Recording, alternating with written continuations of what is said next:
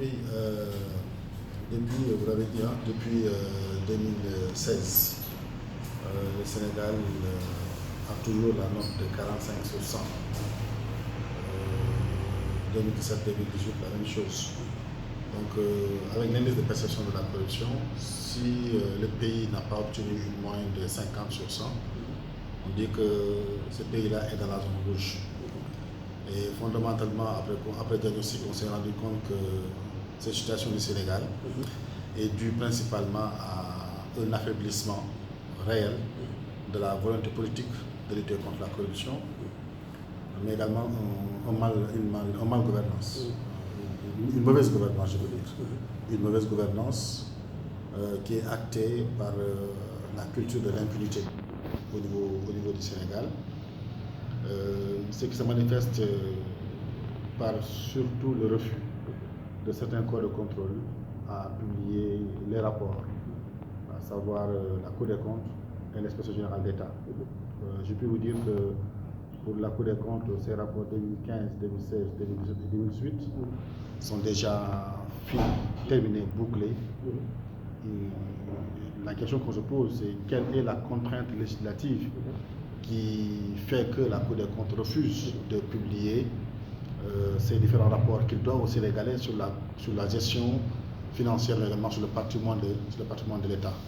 Pour l'Inspection générale d'État, depuis les rapports 2014-2015, l'Inspection générale d'État également n'a pas publié de rapport sur l'état de la gouvernance et la réduction des comptes. Ça, c'est les faits.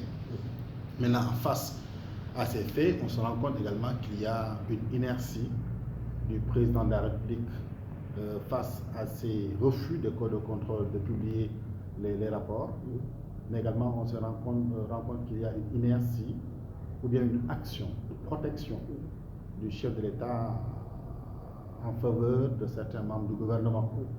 On peut prendre l'exemple de son actuel ministre en charge de l'enseignement supérieur, qui a été à plusieurs reprises cité dans les rapports d'audit du Centre des œuvres universelles de Dakar. On peut également prendre l'exemple de son actuel ministre en charge de l'industrie, des industries, qui également a été convoqué par la Cour des comptes et qui avait refusé de se présenter devant les magistrats sans pour autant être contraint par le président de la République. Donc c'est cette culture d'impunité qu'on a au Sénégal s'adosse fondamentalement à une indépendance, un déficit d'indépendance de la justice qui a été tant décrié par les acteurs qui sont dans le secteur, mais également l'arrêt brusque, inexplicable et inexpliqué de la politique de la traque des biens mal acquis. Il faut le rappeler, l'ancien procureur spécial Alioune Ndao avait donné une liste de 25 personnes. Et jusqu'à présent, par l'effet de transhumance, mais également par l'effet de coopération tacite, on se rend compte qu'il y a au moins 24 personnes qui ont été citées qui aujourd'hui ne sont pas du tout inquiétées par la Cour de répression de l'enseignement illicite. Donc c'est fondamentalement cet affaiblissement de la volonté politique accompagné par un accroissement de l'impunité et surtout par un régressement de la réduction des comptes qui font que le Sénégal stagne toujours dans la zone rouge. Okay. Maintenant,